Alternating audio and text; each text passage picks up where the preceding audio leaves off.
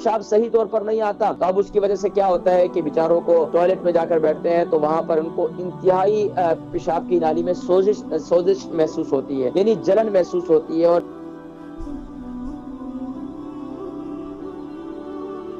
ناظرین کرام، بہت سی ایسی بیماریاں ہیں جن میں ایک بیماری ایسی ہے جسے کڈنی میں اسٹون کہا جاتا ہے، یعنی گردے میں پتھری۔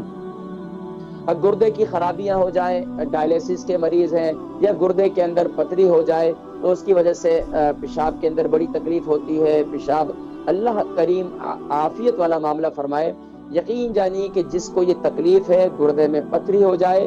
جس طرح وہ تکلیف کا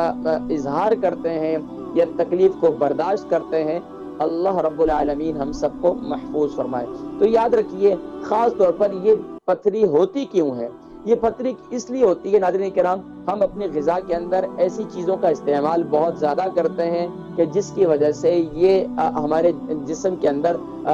یورک ایسڈ کی مقدار بڑھتی چلی جاتی ہے اور یہاں تک کہ بسا اوقات وہ کرسٹل کی صورت اختیار کر لیتی ہے، اور کرسٹل کی صورت اختیار کر کے وہ گاؤٹ کی تکلیف بھی جوڑوں میں جا کر بھی بیٹھ جاتے ہیں، اور بسا اوقات ہم ایسی بہت زیادہ پروٹین والی غذائیں استعمال کرنے کی وجہ سے ہمارے جسم کے اندر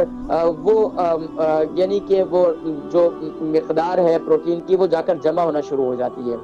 تو اب اس کی وجہ سے یہ کڈنی کے اندر جو ہے پتھری پیدا ہو جاتی ہے، پتے میں پتھری پیدا ہو جاتی ہے، تو اب اس کی وجہ سے بہت زیادہ تکلیف ہوتی ہے۔ خاص طور پر ایسا محسوس ہوتا ہے جیسے کمر میں درد ہو رہا ہے، حالانکہ دونوں سائٹوں پہ جہاں کڈنی ہے تو وہاں پر درد ہوتا ہے۔ اس درد کی وجہ سے اب جب تک گولیاں کھاتے ہیں تو وہ ٹھیک ہیں، جب گولیاں چھوڑ دی تو ہم پریشان ہیں۔ اسی طرح اب یہاں تک کہ کڈنی فیل ہو جاتے ہیں، کڈنی ختم ہو جاتے ہیں، اب اس کے لیے ڈائلیسس کے مریض ہیں تو وہ ڈائلیسس کرواتے ہیں۔ اس کے علاوہ سب سے بڑی بات یہ کہ جن کو کڈنی میں اسٹون ہو جائے، کڈنی میں پتھری ہو جائے، تو اب اس کی وجہ سے بیچاروں کا یورین پاس نہیں ہوتا، یعنی کہ پیشاب صحیح طور پر نہیں آتا انہیں۔ جب پیشاب صحیح طور پر نہیں آتا تو اب اس کی وجہ سے کیا ہوتا ہے کہ بیچاروں کو ٹوائلٹ میں جا کر بیٹھتے ہیں تو وہاں پر ان کو انتہائی پیشاب کی نالی میں سوزش محسوس ہوتی ہے، یعنی جلن محسوس ہوتی ہے۔ اور پیشاب صحیح طور پر بسا اوقات اگر وہ بڑے بزرگ ہو چکے ہیں تو یہاں تک کہ وہ کڈنی سے